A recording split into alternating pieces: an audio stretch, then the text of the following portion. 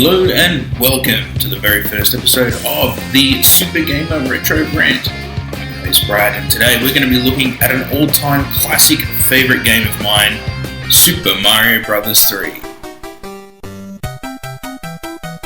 In case you've been on another planet for the last few decades, you'll probably be familiar with the Mario Bros. Previous escapades in the Mushroom Kingdom, in the original Super Mario Bros., as well as some weird stuff going on in Mario's dreams in Super Mario Bros. 2. It was a relief to see the series return to the more traditional style of the original Super Mario Bros. With similar mechanics of running and jumping on enemies instead of throwing vegetables at them. Super Mario Bros. 3, or Mario 3, took what made the original so good and expanded on it in all the right ways. In fact, it almost feels as if the original Super Mario Bros. Was just training us for the long-awaited arrival of this behemoth. One of the best features of the game would have to be the map screen, introduced in Mario 3. It showed you a basic layout of the current world, and although you didn't often have that much of a choice of what level to do next, it really did seem to play a part immersing you into the game. Each of the 8 worlds has its own theme, and it really makes it feel like you're on an epic journey.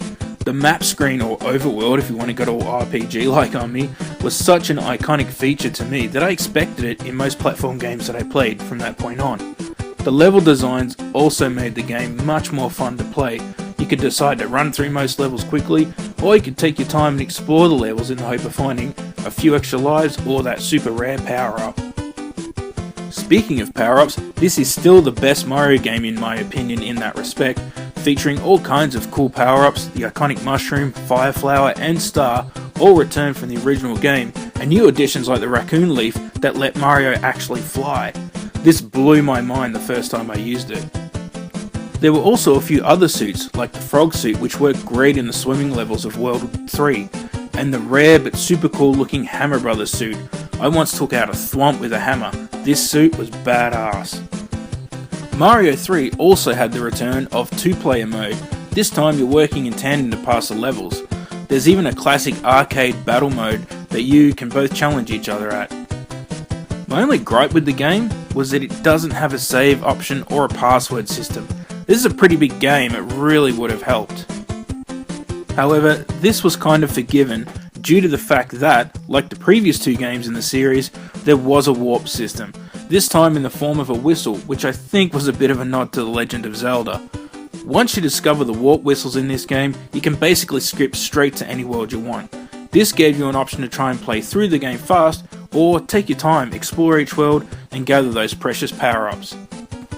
The difficulty level in Mario 3 was also a stroke of genius. Every world seemed to get gradually harder and more challenging. The controls in this game are some of the best, and I know I'm not alone when I say it has become the standard bar by which all other platform games are compared to. The controls are that good, it actually makes dying worse, because you've got no one to blame but yourself. I will point out that I still prefer the original NES version of the game, mostly due to the classic sound effects and 8-bit music.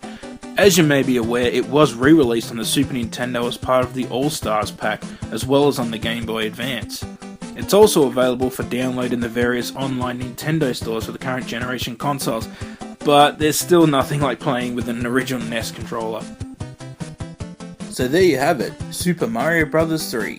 As I said earlier, this game is over 20 years old, yet it's still as much fun to play today as it ever was.